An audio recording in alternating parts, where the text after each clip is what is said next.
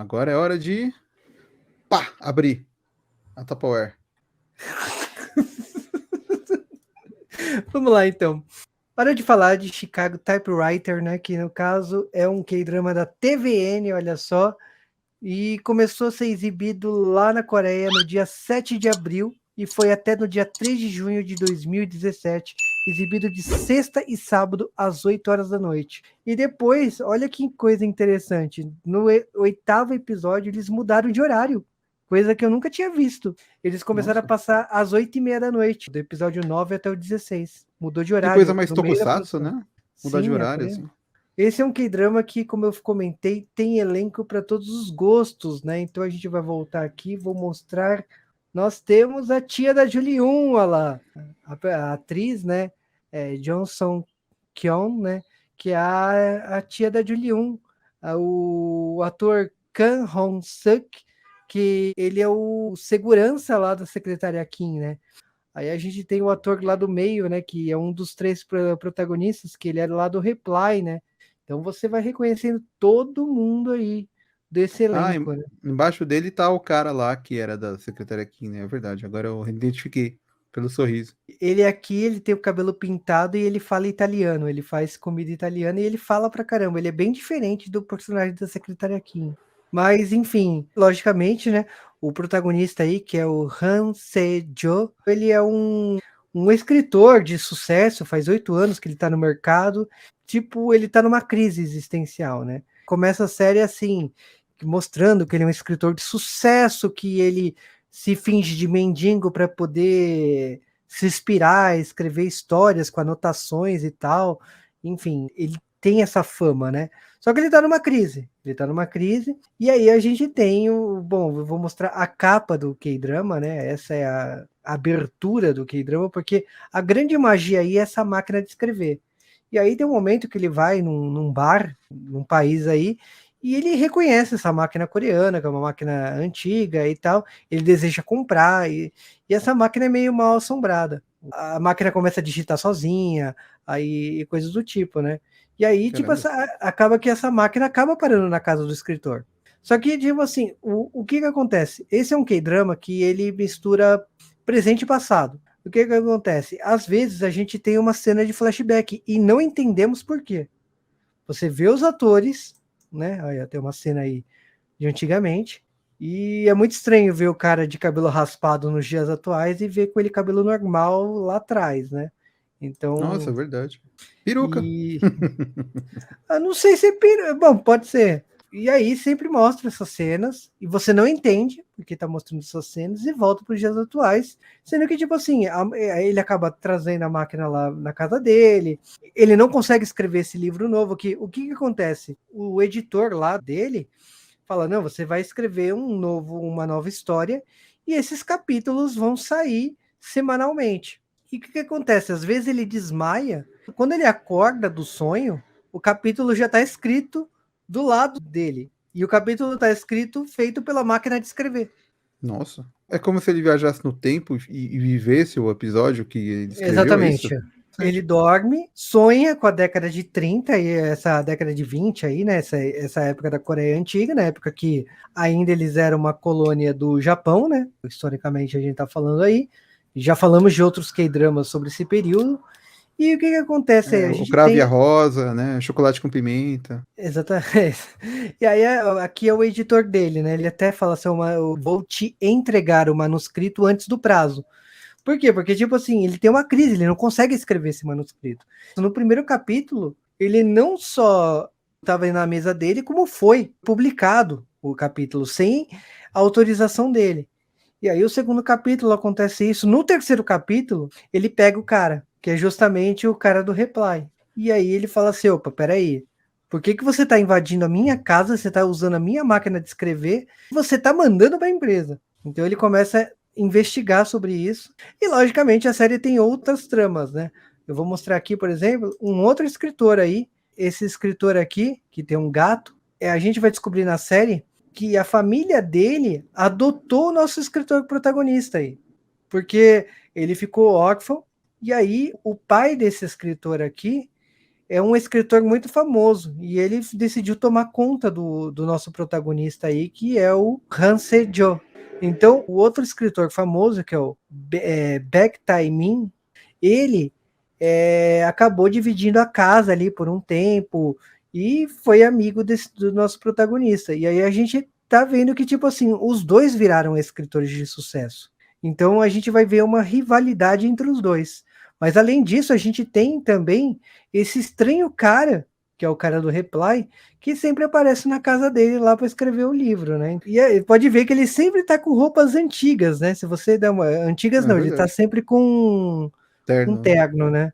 Ele gosta de pegar umas revoltadas, assim, ou não? Ele curte Então, uma revoltada de óculos, assim, ou não? ele tá apaixonado pela garota que aparece aí na série, que ela sempre aparece nos sonhos do escritor. E ela tem uma empresa de faz tudo, né? Ela faz qualquer coisa. Ela era uma veterinária, mas acabou indo para esse ramo de faz tudo. E ela mora na casa da tia da Juliun, né? Que aqui, a tia da Juliun é uma xamã. Ela vê os mortos, tanto que a primeira vez que aparece esse cara do Reply, ela taca feijão roxo nele. Nossa. E aí a gente não entende o porquê. Aliás, eu nem sabia que existia feijão roxo. Descobri aqui nessa série. Né? Tem, é o Sagu. É Ó, verdade. né? Não é, não é. Desculpa, não é. Mas enfim, a gente vai vendo aí, ele sempre tá estressado, você vê a cara dele, ele sempre tá irritado com as coisas. No quinto episódio, mais ou menos, ele já tá gostando da nossa protagonista, ele sempre vê ela nos sonhos e tudo mais.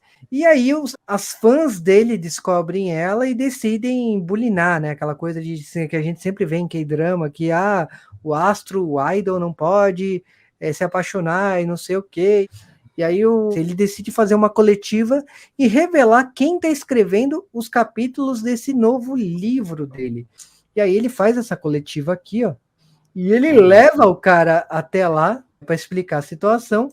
E aí a gente tem o grande plot twist dessa série. O que acontece a partir daí é que, tipo assim, nosso escritor surtado, ele vai ter que lidar com uma barra, né? Porque, assim, primeiro, ele tá com uma crise, ele não consegue escrever. E segundo, esse cara tem uma criatividade, ele quer contar a história dele da década de 30 pelas mãos do escritor, né? Com o nome do autor aí. E ele também está apaixonado por ela, né? E, tipo assim, vai usar o escritor para chegar perto, sei lá o que isso vai dar. E o escritor tá com o ego desse tamanho, ferido, por quê? Porque ele não aceita que não é ele que tá escrevendo. Só que como ele tá com uma pressão e tudo mais, ele tá engolindo o orgulho e vai falar assim, cara, quer escrever, se dane, e vou aceitar, e quanto antes acabar isso, melhor para minha vida voltar ao normal. Então ele começou a aceitar isso. É aí que eu parei a série. São 16 episódios, eu acho que eu ainda tenho uns 8 episódios pela frente. Eu achei que a série tem potencial. Tem uma trama bastante maluca, né? É bem complexo, né? Vários plots, né? Só que aquela coisa, para quem tá acostumado a assistir um capítulo e falar, ai, não gostei, ai, não tem romance, ai, não sei o quê. Calma, porque essa série aqui é igual o Oh My Ghost. O Oh My Ghost revela o plot lá pelo episódio 6, 7. Até então você não sabe o plot do Oh My Ghost. Quando eu falei aqui, eu não contei qual era o plot. E aqui a estrutura do Chicago Typewriter é quase a mesma coisa. Ele tem um plot escondido que ele vai começar a montar a partir da primeira metade da série, né? Isso é legal, porque ele segura um pouco, né, a história também, né? Se entregar tudo do começo, o caminho sem graça, né? Então, é bom ir revelando aos pouquinhos, né? Conforme vai precisando, né? Eu também entendi que, assim, esse negócio de não revelar tanto as cenas do passado foi uma estratégia que eles usaram para não confundir a nossa mente. Agora que ficou claro quem são os três, fica mais fácil a gente entrar na história da década de 30. Então agora os flashbacks estão um pouco maiores, agora que a gente está começando a entender esse passado deles. Eu tava xingando bastante o começo da série, porque eu não tinha entendido por que mostrava, tipo, 1 minuto, aí voltava pro presente. Eu falei, mas tipo, pra que fica Caramba. mostrando flashback desse jeito? E aí o flashback não, né? A outra encarnação deles. E aí agora eu entendi, né? Demorou uns 6, 7 episódios para eu entender por que eles estavam fazendo isso. Mas enfim, eu acho que essa é a minha sugestão, né? Fazer mais um momento cultural aí, né? Esse lugar aqui que você mostrou, que é onde ele Uhum. faz a revelação lá, né? Esse lugar ele é bem conhecido aí nos K-dramas, né? Ele sempre aparece. Não é a primeira vez que eu vejo esse lugar aí. Eu vi ele aparecer lá no Suits também. Deixa eu mostrar aqui, ó. Pá, ó, o pessoal lá. Essa é uma biblioteca, né? Chama Biblioteca de Cinema da Myeongdong Station, né? E é um lugar onde o pessoal costuma ir para fazer coletivas e que nem aí nesse caso do Suits, né? Esse lugar era usado onde o pessoal fazia julgamento simulado, sabe? Entre o pessoal que estava começando na empresa lá.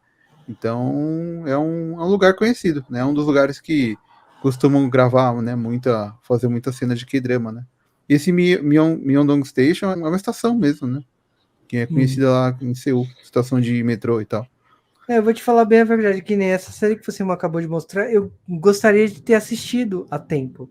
É muito ruim esse negócio da Netflix, tá tirando muita série. O Chicago Typewriter não tá no Viki, né? Tá sim, Tá? Ah, mas então é é outro, verdade, tá no Viki. mas é outro nome. Que coisa linda. É Máquina de Escrever Chicago. Mas Typewriter. Ah, Typewriter tá. Eu ia falar que era tipo escrivão de Chicago, sabe? Mas não é. É a máquina mesmo, né? Tá certo. Olha que beleza. Aí, ó. É Máquina de Escrever Chicago. É. Ah, então é a marca da máquina que é Chicago, não é o local. Tá vendo? Várias revelações aí. Então, e aí tá aí, né? A série de 2017, a nota dela tá bem alta, né? 9,7, né? Então, sei lá, recomendo. Infelizmente, a gente tem que, nesse caso aí, por mais que eu esteja assistindo na Netflix, recomendar pelo Viki, né? Porque a partir de hoje não tá mais lá. Bom, tem algo mais aí para comentar? E, logicamente, se você já assistiu bastante K-drama, você vai reconhecer muita gente aí no elenco. Então, divirta-se, né? E não sei se vai voltar na Netflix em algum momento, mas por enquanto a única plataforma disponível é no Viki.